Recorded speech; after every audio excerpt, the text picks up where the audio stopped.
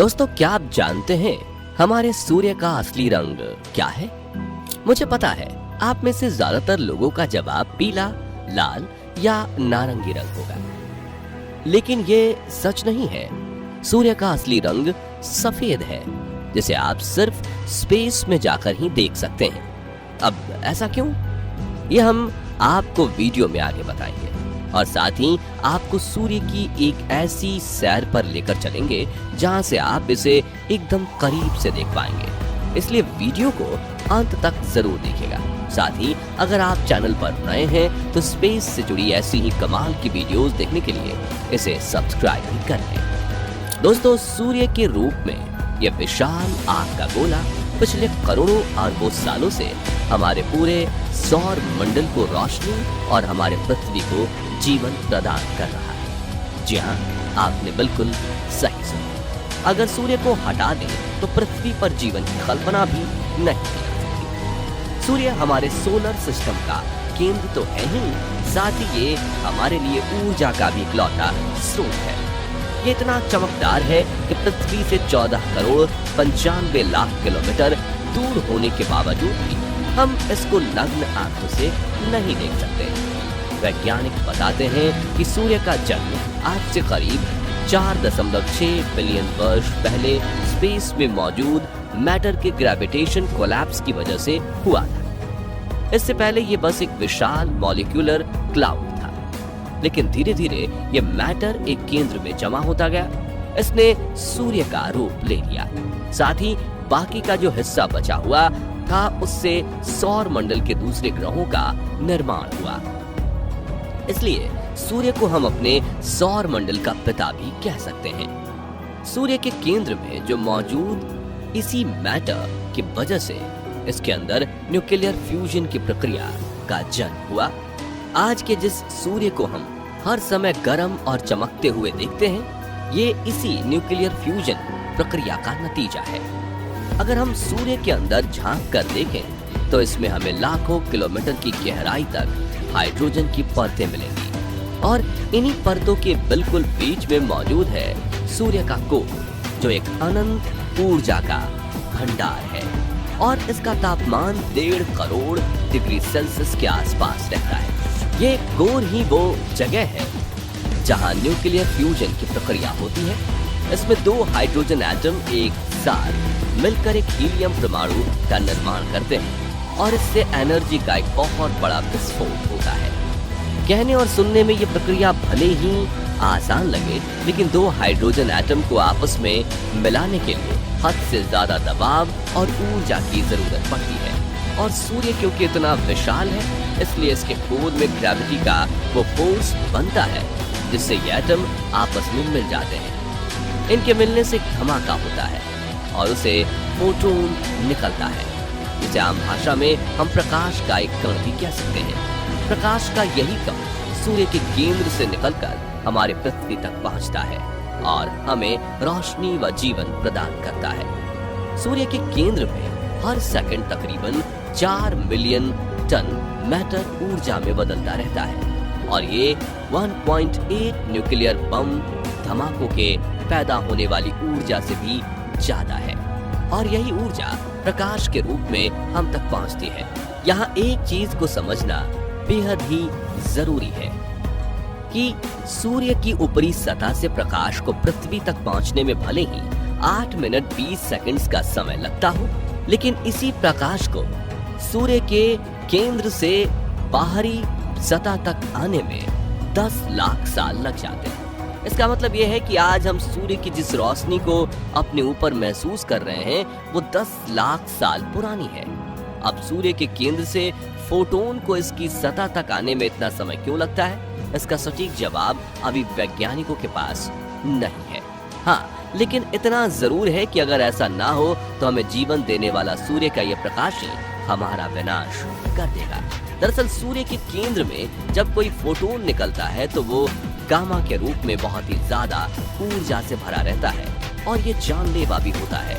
ऐसे में अगर ये सीधा सूर्य से बाहर निकलकर हमारी पृथ्वी पर पहुंच जाए तो जीवन का नाश कर देगा। लेकिन प्रकृति ने सूर्य को कुछ इस तरह से बनाया है कि उसके कोर से निकलने वाला ये प्रकाश 10 लाख साल पुराना होकर ही सूर्य की सतह तक पहुंचता है और इसी के चलते पृथ्वी पर पहुंचने तक ये इतना ज्यादा विनाशकारी नहीं रहता। दोस्तों, सूर्य पर हर समय लाखों करोड़ों हाइड्रोजन बम विस्फोट होते रहते हैं, जिनसे निकलने वाली ऊर्जा ही हमारे लिए जीवन का स्रोत बनती है।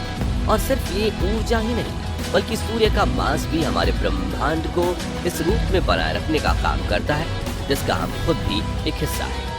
आपको बता दें कि सूर्य हमारे पूरे सौर मंडल के मास का 99.8% खुद अकेले होल्ड करता है और पृथ्वी की तुलना में इसकी ग्रेविटी 28 गुना ज्यादा है।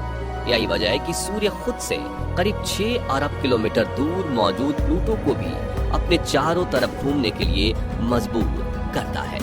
जैसा कि आप जानते हैं कि हमारे सौर मंडल में मौजूद सभी ग्रह सूर्य के चारों ओर चक्कर लगाते हैं। अगर सूर्य को हटा दिया जाए तो ये सभी ग्रह एक दूसरे से अलग होकर अनंत ब्रह्मांड में कहीं खो जाएंगे और हमारे सौर मंडल का नामो निशान तक बाकी नहीं रहेगा। दोस्तों, वैसे तो सूर्य को फिजिकली एक्सप्लोर करना पॉसिबल नहीं है, लेकिन वैज्ञानिकों ने अपने उपकरणों की मदद से इसको स्कैन करके 6 अलग अलग लेयर्स में विभाजित किया है। इसमें सबसे पहली लेयर सूर्य की कोर के बारे में तो हम आपको बता ही चुके हैं। वैसे इसके आकार की बात करें तो यह कोर हमारी पृथ्वी से तकरीबन 1000 गुना बड़ी है।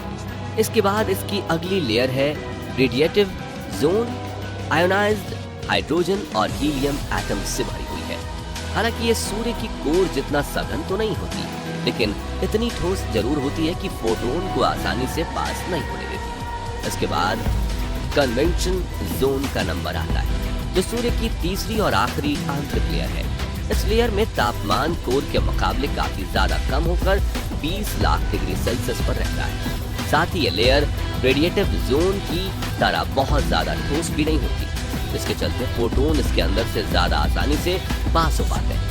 इन तीनों आंतरिक लेयर्स के बाद बारी आती है उस लेयर की जिसको हम पृथ्वी से भी देख सकते हैं, यानी सूर्य का बाहरी लेयर फोटोस्फीयर, जिसे सूर्य की सतह भी कहा जाता है।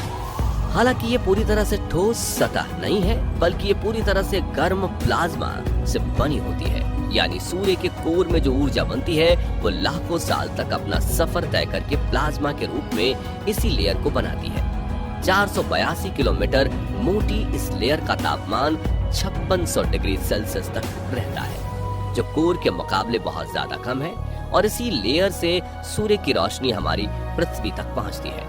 फोटोस्फीयर के बाद क्रोमोस्फीयर, जो कि 2000 किलोमीटर मोटी लेयर है, ये प्लाज्मा से बनी एक बेहद गर्म और पतली गैसीय लेयर है जिसको हम अपनी आंखों से नहीं देख सकते। इसके ऊपर सूर्य की 5वीं लेयर ट्रांजिशन रीजन मौजूद है।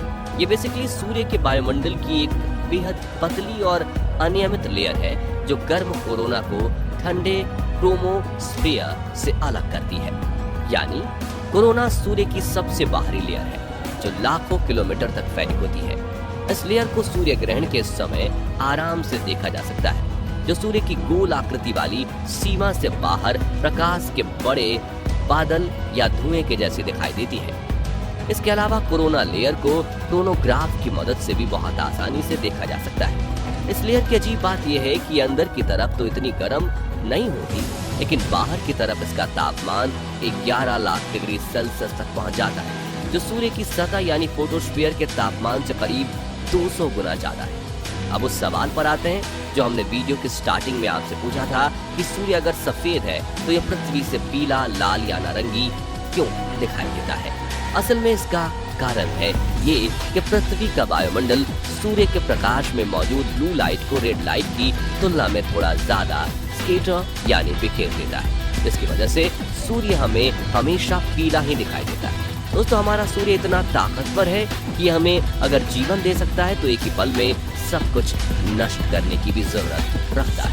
इससे जुड़े हजारों ऐसे रहस्य हैं जिनका जवाब हमें ढूंढना है, और ऐसे ही कुछ रहस्यों को उजागर करने के लिए भारत ने अपना सूर्ययान आदित्य L1 को लॉन्च किया है, जो आने वाले 5 सालों तक इसका अध्ययन करेगा। वैसे आपको सूर्य से जुड़े कौन से फैक्ट ने सबसे ज्यादा हैरान किया और आपको ये वीडियो कैसा लगा कमेंट में जरूर बताएं। बाकी दोस्तों, हमारी आज की इस वीडियो में बस इतना ही। वीडियो अच्छी लगी हो तो इसे लाइक और शेयर जरूर करना।